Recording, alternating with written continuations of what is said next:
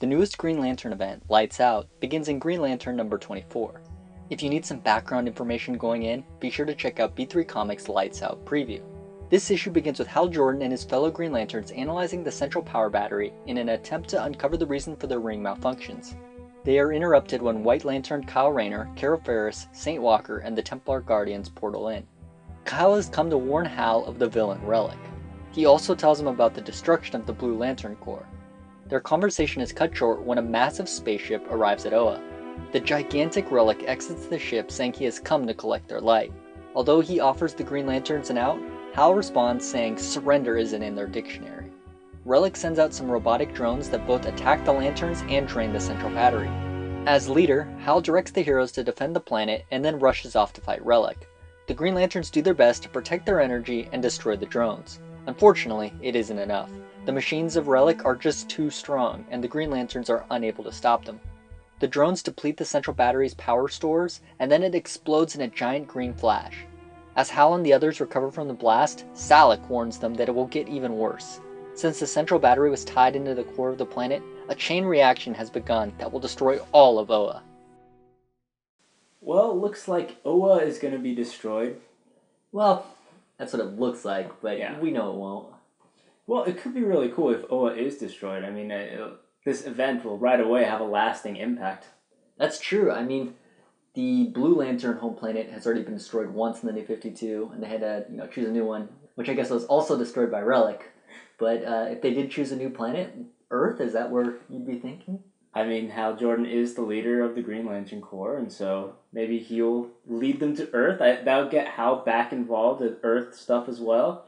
But then the Green Lanterns wouldn't be like the big shots on Earth, They'd be second fiddle to...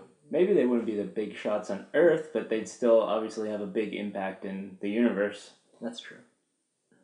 Looking at some of the other aspects of this issue, though, Relic shows up. We saw him in the Villains Month issue, also titled Relic, and that was our introduction to the character, and they kind of rehash his whole motivation and, I guess, storyline in this issue. That was my biggest problem with this issue, is that all the information in it had already been seen in previous Green Lantern issues, so there was very little new information. Still, I really do like the idea behind Relic's, I guess, motivations, that the emotional spectrum is draining, and when it runs out, the Big Bang occurs. Yeah, he calls it a finite resource. He says there's a reservoir of the emotional spectrum. I'm not sure I buy his central premise, because I find it incredibly convenient that when he finally does awaken, that's the moment when the reservoir runs out in our universe.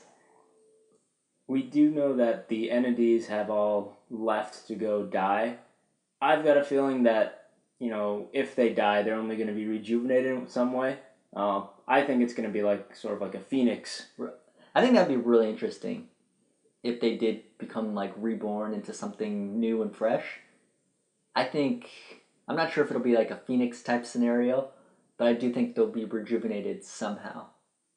There are a couple big themes to look out for in this event, Lights Out. The first one we've already talked about with the rings malfunctioning and the emotional spectrum depleting. The second one, I think, is going to be Hal's leadership. Yeah, that was highlighted again in this issue. Obviously, in previous issues, we've seen him make quite a few bad decisions that have upset his fellow Green Lanterns. Releasing the rings to bring new recruits, chasing after Prixium when Oa needed him.